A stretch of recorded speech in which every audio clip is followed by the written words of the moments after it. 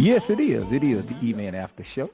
Welcome back to the Eman After Show. I'm excited and delighted that you guys would join me again on another Sunday afternoon over here on WeTalkRadio Network. I am Eman. It is 9 p.m. Central Standard Time. A shout out to all of the listeners that's coming in over on the network, WeTalkRadio Network. Thank you to all of you that calls in to the Eman After Show. I am excited to be here tonight. Just finished up a great show over on Blog Talk Radio. It's called Mandy the Mentor Show. And we rushed over to the Eman Studios, and Mandy's in the building. Hello, Mandy. Hello, everyone. Yeah, we're excited that you guys would join us for another episode of the Eman After Show. I'm just appreciative that you would come on and jump into conversation with us tonight. For the last few weeks, we've been talking about DEI, diversity, equity, and inclusion. And so I'm excited about that. We've just been in great conversation. So I want to thank you guys that tune in. I want to thank you guys over on the network. I want to thank the founder, Ms. Kia Davis, who has an awesome network over here on We Talk Radio Network, been thriving for 11 years and kicking strong.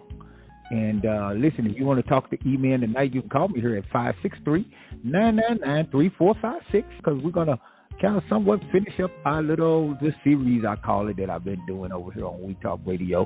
I've been talking about DEI because I think it's a very important conversation, Mandy, for us to have. And tonight, I got a big six question I'm going to put out there. We're going to tap into it a little bit. So, Mandy, why don't you tell us a little bit about what that means? Yeah, so for the diversity portion, it is the presence of differences. It can be race, gender, religion, sexual orientation, ethnicity, nationality. It's a number of things, right, that makes us different. And for the equity part, it's about promoting justice and fairness in the workplace, in all organizations.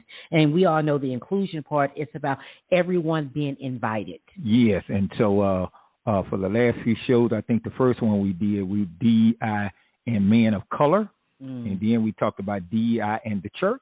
Yes. We didn't talk about that. That was last week. We didn't talk about it's in the church. We say and the church. How it can relate to the church. And that well, great conversation. We had different ones calling in, and we want to appreciate all your comments. And so tonight we're going to end it up with DEI and the woman. Yes, how it relates to women. Yes, it should be for a great conversation. Us men, we're going to let you set the tone, man. Us men going to sit around the domino table, and we're going to try to have a conversation. People get their brains ready because I'm going to touch something. You know, when we think about diversity, we're thinking about our differences, right? Mm-hmm. And when we're relating it tonight to women, we want to talk about embracing our differences, whether it's different in nationality, difference in background, socioeconomic status, life experiences, age. Right.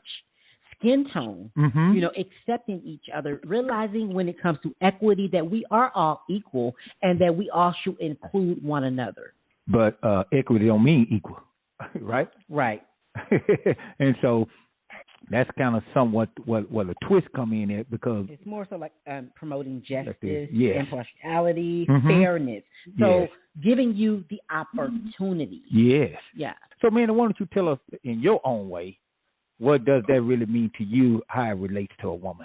How it relates to a woman. It just relates to how we view each other as a whole. Doesn't matter what walk of life we're from, how do we see one another, how we treat each other, how we engage with each other, who's invited to the party? Are you not invited to the party because maybe you don't look like me?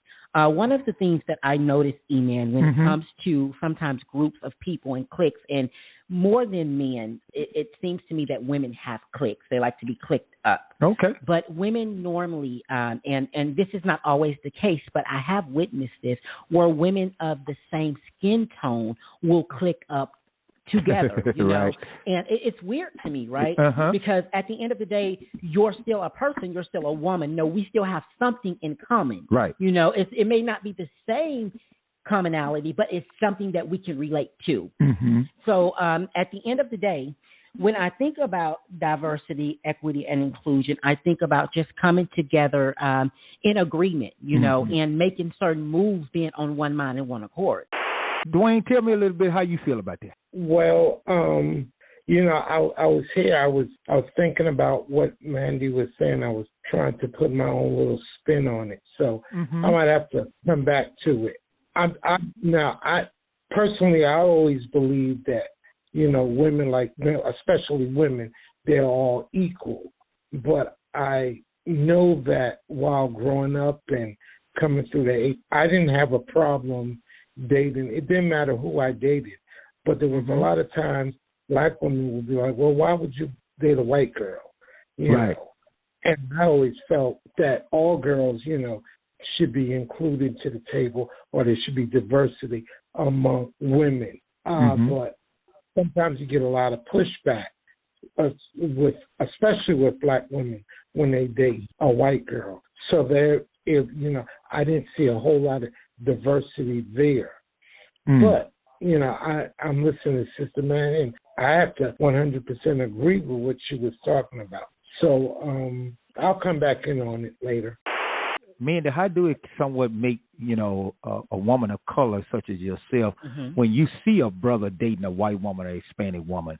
Because, you probably be in conversation where even that brother might say, she treat me different. Right. She's not combative. She's not arguing with me. Yes. You understand what I'm saying? Oh, I understand. And I've heard that. I've heard that from a guy that he has a white wife, right? And he's a Black man. He stated that Black women are argumentative, right? We're not submissive, all these stereotypes. And that may be personal. That may be what they grew up seeing, right? But let me just go back and let me tap into that. So it's true. You do have some Black women, they have an issue with the Black brothers dating another race. And the reason why, one of the reasons why, let me say that this is our opinion. This is my opinion, is because a lot of times we're not included in the first place. So that's rejection to a lot of women. A lot of women will see a Black man with a white woman, and you know how it is when you're looking from a distance. It seems great, right? It seems like this man is good to that woman. And she already feel like she's been rejected by her past relationship. So a lot of times that's why Black women see it that way. Not all the time, but a lot of times those that are against it, they see it that way because they haven't had that great experience in a relationship when it comes to a Black man. This conversation is a little pretty kind of deep, as far as y'all the diversity in it. I can touch on some of the grounds where where we speaking about an older woman and a younger woman. Society grows up women faster than they grow up men. The women are considered grown at 18, well, we consider grown at 21. So and that's a society thing. Why is that? Why is it that they think the women are more faster with intelligence than men? Right. I agree. Yeah, for that, now, it's just my opinion, okay? So I feel that women, we have responsibility at young ages, right? We start out young, for example, parent giving us chores. The boys may have chores. A lot of times the boys like to go outside and play. But when it comes to, like, even as kids playing house, you're playing with Barbie and Ken, right? You're already creating the narrative of a family in your mind as a child. So a young girl, when she's playing with Barbie and Ken, she's thinking marriage now. She's thinking marriage while the young boy is outside playing football. He's not thinking about marriage. He's not thinking about a family life. He's thinking about basically what he enjoyed doing, which is playing football, sports, or something of that nature. Young women, we're groomed. We're already groomed from children, from the toys that we played with, from the games that we played, and things of that nature. So our minds are already there. So you're 15 years old, you have your first crush, and you're already thinking about marriage. And so I was going to piggyback on that also. When it comes to a woman, biologically, a woman matures much quicker than a man. Listen, I want you guys to check out Groovy Tuesday. It's hosted by Miss Kia Davis. Tuesdays, 4 p.m. You trying to wind down while you're in the office. Click on We Talk Radio. Listen to the Caveman Radio Show every Saturday morning at 10 a.m. right here on We Talk Radio. Mr. T. Smiley, he hosts that show. It's a great show. We want to thank you guys once again for listening. And we'll see you back on next Sunday night, if the Lord say the same, we'll be in another discussion right here on the E-Man After Show.